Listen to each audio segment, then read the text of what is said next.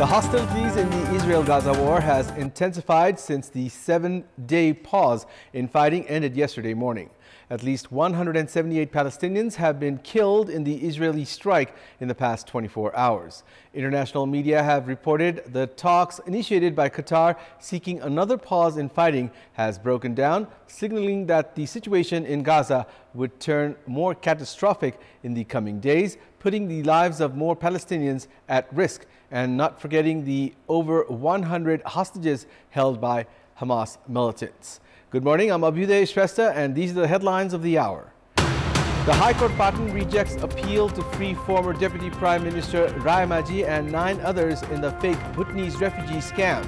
Judges split in the case of former Minister Khan. School students from earthquake-hit Jajarkot and Rukum West compelled to study under open sky. 14,000 students bereft of textbooks. At least 178 Palestinians killed as hostilities resume following the 7-day pause in fighting. The talks initiated by Qatar seeking pause in fighting breaks down. 2 more matches are being played in the Nepal Super League today. Chapa FC take on Pokhara Thunders, followed by the Dhangadi versus Lalitpur clash. The High Court Patan has rejected a writ appeal that sought the release of CPN-UML leader and former Deputy Prime Minister Top Bahadur Rayamaji along with 9 others. The Kathmandu District Court on 16th of June earlier this year had sent the 20 alleged individuals in the fake Bhutanese refugee case to judicial custody for further investigation. All the 20 alleged culprits had moved the Patan High Court seeking to revoke the District Court verdict. Hearing on the writ, the joint bench of Justice Duo Prakash Kharel and Janak Pandey announced the verdict earlier yesterday afternoon, upholding the Kathmandu District Court verdict to keep former Deputy Prime Minister Rayamaji, Secretary Tek Narayan Pandey, Indrajit Rai, the security advisor of former Deputy Prime Minister Ram Bahadur Thapa, prime accused Keshav Dulal, Sagar Rai and Sanu Bhandari in detention. Likewise, Sanjay Sharma, Govinda Chaudhary and Angtewa Sherpa will also remain in detention while the investigation into their case continues. Meanwhile, refugee leader Teknath Rijal and Rayamaji Jr. Sandeep have been freed on bail. Meanwhile, the opinion of the 2 judges had clashed in the case of former Home Minister Balkrishna Khan. Justice Janak Pandey had opined that Khan should be released on a bail amount of 3 million rupees. On the other hand, Justice Prakash Kharel said that Khan cannot be released in the present scenario where all evidences were staked against him. Justice Kharel mainly based his argument on Khan's recorded telephone conversations with the other prime accused and available documents of evidences. As per legal provisions, Khan's case will now be settled by a single bench of the 3rd Justice. The High Court has allowed the release of 6 alleged culprits on bail while 4 others on general date. The High Court has ordered the release of Rayamaji Jr. Sandeep on a bail amount of 3 million rupees, while Narendra Kesi, then personal secretary of Khan, has been ordered to be released for a bail amount of 1 million rupees. 14,000 students in Jajarkot and Rukum West are studying without textbooks since the past 1 week. Their education materials were buried in the earthquake on the night of 3rd of November last month, with its epicenter Ramidara in Jajarkot. Classes resumed in the earthquake-affected districts from mid-November. The Ministry of Education informed that classes for students of 208 schools which were completely destroyed by the earthquake are being run in temporary shelters. 418 school buildings suffered minor damages in the December 3 earthquake. According to the Education Development and Coordination Unit, out of the total 41,000 students in Rukum West, textbooks of around 6,000 students have been buried under the rubble. Jajarkot's Nalgar Municipality's school inspector Balbir Bishwakarma informed that the number of students whose school was completely destroyed by the earthquake is being determined and the process of distributing textbooks is ongoing. The Education Ministry had decided to immediately distribute new textbooks to the students who did not have them. The Social Development Ministry of Karnali Province informed that the distribution of textbooks started following the Education Ministry's decision. The Ministry of Education has estimated a budget of 540 million rupees for the construction of schools that were damaged. 67 students and 1 teacher were killed in Jajarkot and Rukum West in the November 3rd earthquake, while 71 students and 2 teachers were injured. Malaysian telecommunications giants and digital group Axiata has sold 80% of its shares at Ncell to British company Spectre Light UK. Axiata has sold its stakes in Ncell, its mobile service unit in Nepal, for $50 million. It may be recalled that Axiata had acquired the controlling shares in Ncell in 2016 with the purchase of shares held by Reynolds holding $1.37 billion. A press release issued by Axiata yesterday states that the company was compelled to take the decision due to Nepal's unfair taxation and regulatory uncertainties. The company has said that it paid 47 billion rupees in capital gain tax in this time. A board meeting of Axiata last Wednesday had taken the decision to part ways with Ncell. The European Union has put Nepal's airline companies in its air safety blacklist since 2013 and continue to do so this year as well. The European Union blacklisted Nepal's airline companies since December 2013 and restricted them from flying over their member countries. The European Union made public a new blacklist last Tuesday, deciding to continue putting in its list all the airline companies registered with the Civil Aviation Authority of Nepal, CAN. In its report, the European Union said it continued blacklisting Nepal's airline companies as the Nepal government failed to fulfill its commitment. The government had assured of splitting the CAN since 2007, however, it has not yet done so. Although 2 bills have been endorsed from the National Assembly related to splitting the authority, the government has not presented the bills at the House of Representatives and stranded the process.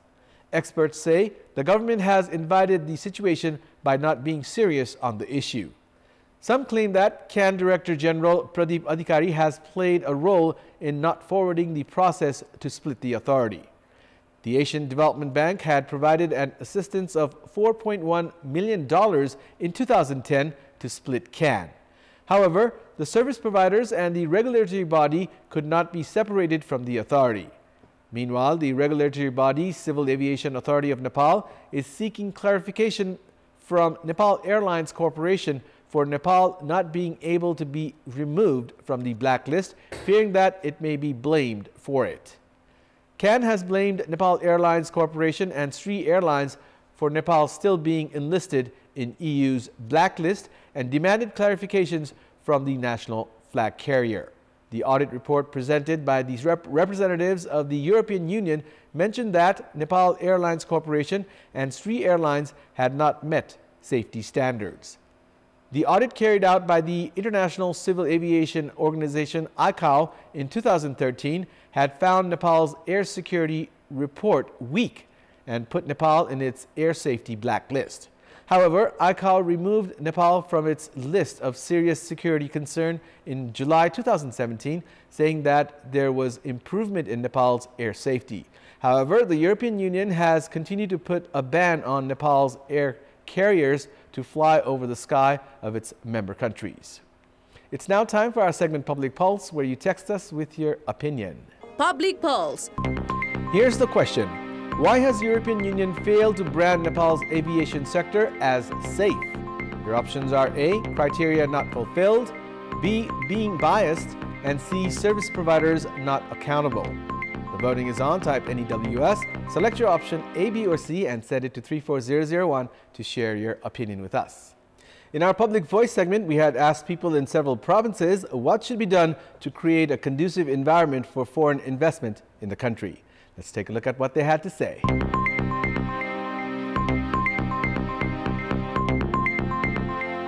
राजनीतिक वातावरण राम्रो हुनुपर्छ, पूर्ण सुरक्षा दिनुपर्ने हुन्छ र करलाई कम गर्नुपर्ने हुन्छ। वैदेशिक लगानीकर्ताहरूको जुन लगानी छ त्यसको सुरक्षा हुनुपर्दछ। रेभिन्यूको जुन सरकारको मोडल छ, राजस्व सङ्कलनको जुन नीति छ त्यसमा पनि कहीँ न कहीँ परिमार्जन गर्नुपर्छ। लगानी गर्नुपर्ने क्षेत्रको चाहिँ प्रचार गर्नु पर्यो। लगानी मैत्री वातावरण सिर्जना गर्न आवश्यक छ। अन्तर्राष्ट्रिय मुलुकहरूसँग चाहिँ विशेष गरेर नेपालले कूटनीतिक सम्बन्धलाई चाहिँ स्थापित गर्न सक्नुपर्छ। विदेशीहरूले चाहिँ लगानी गर्न योग्य आयोजनाहरू ल्याउनु पर्यो। मार्केटहरू छ भन्ने किसिमको चाहिँ हुन सक्नुपर्छ, विश्वासको वातावरण दिलाउन सक्नुपर्छ सरकारले। शान्ति, सुरक्षा र लगानीको वातावरणमा सहयोग गर्नुपर्छ। राजनीतिक त्यो अस्थिरतालाई चाहिँ हामीले चाहिँ शान्ति सुरक्षा कायम गर्नुपर्छ। आफू इमानदार भयो भने विदेशी लगानीहरू विदेशी स्रोतहरू पछिबाट आउँदै जान्छ। हामीहरूले उहाँलाई विश्वास दिलाउन सक्नु पर्यो। राजनीतिकरण नभइदियो भने विदेशी लगानी आकर्षण हुन्छ। कानुनी व्यवस्था राम्रो हुनु पर्यो, नेताहरूको आचार संहिता एकदम सुर्दिनु पर्यो।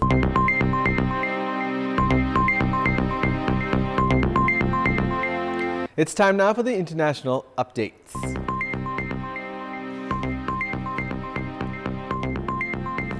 At least 178 Palestinians have been reported killed in the Gaza Strip as fighting intensified since the 7-day temporary ceasefire between Israel and Hamas expired yesterday morning.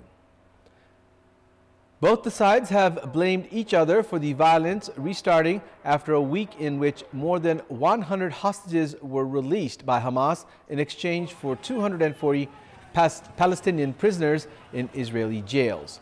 The Hamas-run health ministry in Gaza has said that at least 178 Palestinians were killed since the Israeli bombardment resumed as rockets were seen being fired to and from Gaza again this morning. In another development, the talks initiated by Qatar seeking an extension in the pause in fighting has broken down. The Israeli military yesterday had dropped leaflets warning residents of Khan Yunis, a southern city, to flee further south for their safety. Earlier, the U.S. warned Israel that the massive loss of civilian life seen in northern Gaza should not be repeated in the south. Hamas attacks on Israel on 7th of October killed 1,200 people with around 240 others taken hostage. Since then, Gaza's Hamas-run health ministry says more than 14,800 people have been killed in Israel's retaliatory campaign, including around 6,000 children. Indian Prime Minister Narendra Modi yesterday said that he proposes to host the 33rd conference of the parties of the UNFCCC COP33 in India in the year 2028. Speaking at the opening ceremony of high-level segment at COP28 in UAE, Prime Minister Modi expressed his desire to host the summit in India. He said India is committed to work towards UN framework for climate change process and proposed to host the COP33 summit in India in 2028. In his opening remarks, he also mentioned that India has achieved its emission intensity targets 11 years ahead of committed time frame. Premier Modi further informed India aims to reduce the emissions intensity of its GDP by 45% by 2030. The Indian Prime Minister also proposed Green Credit Initiative, which focuses on creating carbon sinks through people's participation. Modi addressed the world leaders at the summit and said that they have continuously supported the issues of climate justice, climate finance, and green credit raised by him. He also emphasized on the need to give all developing countries a fair share in the global carbon budget. It's time now for the sports news. Sports news.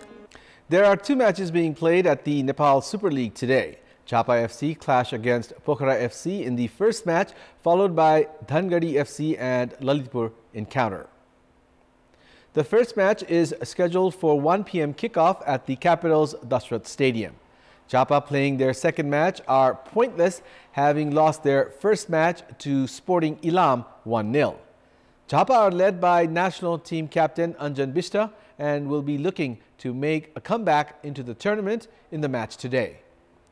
Pokhara, on the other hand, have 4 points with 1 win and 1 draw.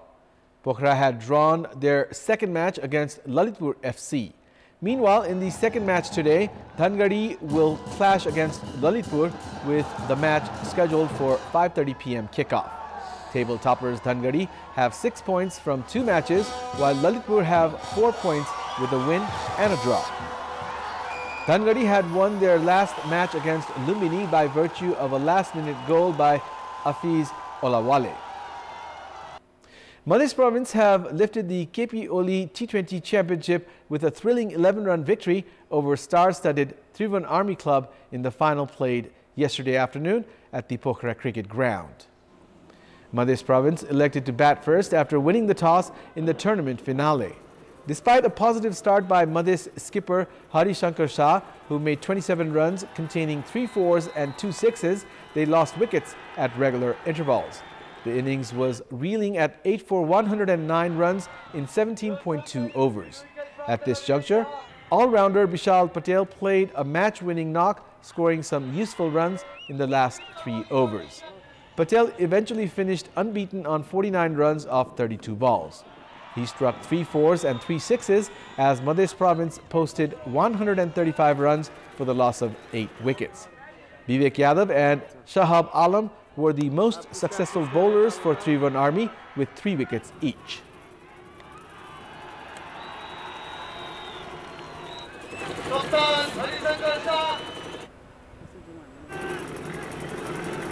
Chasing 136 runs for victory, the star-studded batting lineup of Tribhuvan Army was restricted to 124 runs for the loss of 7 wickets.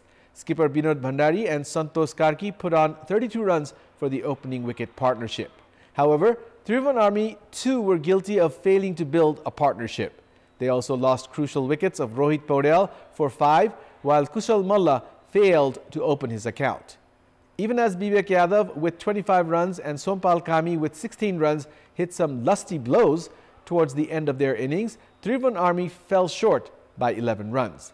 Hari Shankar Shah was the most successful bowler with 4 wickets as he walked away with the Player of the Final award.